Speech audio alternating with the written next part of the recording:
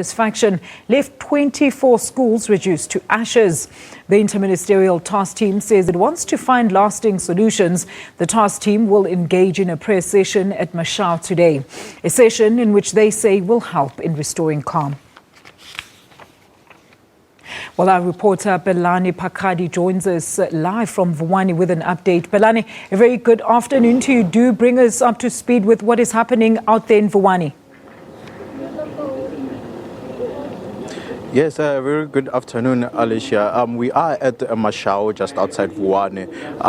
Just in this very hall, just behind me, the Minister of State Security, David Mahloba, the Minister of COGTA, Des Van Rooyen, and also the Premier of the province, Stan Matawata. They are here with different departmental MECs, which are convening in this very hall to pray for peace and stability in this area. Early at first, it was supposed to start at around 11. However, you know, they had a little bit of a slow start. The chairs were empty, the locals were not responding as is. But just a minute by minute, the place is starting slowly to be filled up. COSAS is also here, which also held a rally yesterday in Toyando, talking about that you ban a school, you ban their future. Now they are also in here. They expected, they also had a brief 3 minutes where they also expressed their feelings towards the banning of schools in this area. They want to go back to school. SABC also had a word,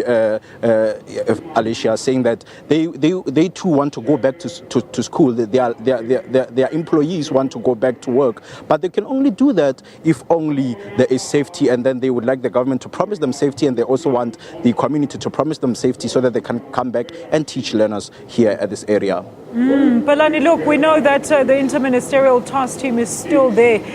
Besides the prayer service, what else is on the agenda today?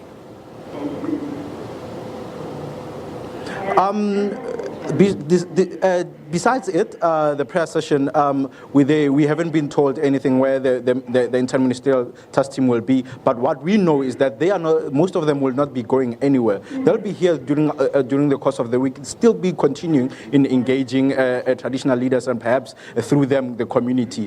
They want basically to make sure that they get a lasting solution to this particular unrest in Vuwani. Look, give us a brief outline, Belani. Any reported incidents of violence overnight or anything of that kind? It has been quite a few days, which is a good for the area. There hasn't been any incidents which were reported. There was no violence which was spotted.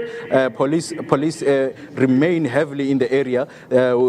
Just when we got here, we saw police nyalas almost in every single corner.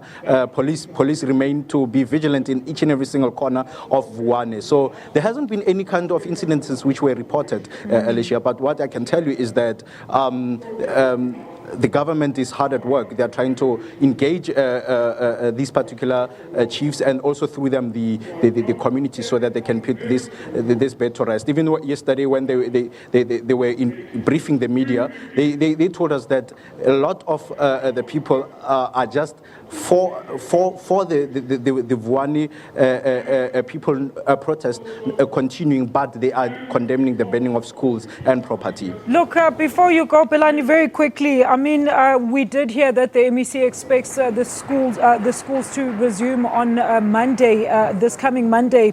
How's the community working towards the restoration of peace and stability in Vuwani? How have they received this?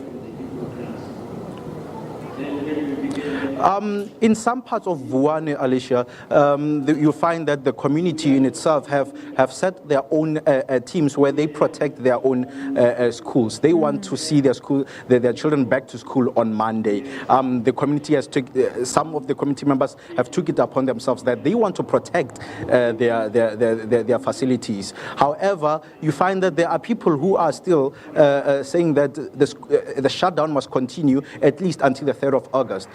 Something that of which we don't know how it's going to continue, whether they are planning to continue indeed. But as I said earlier, the police are remaining and heavily so in the area. Belani Pakadi with the live update to us from Vuwani. President Jacob Zuma has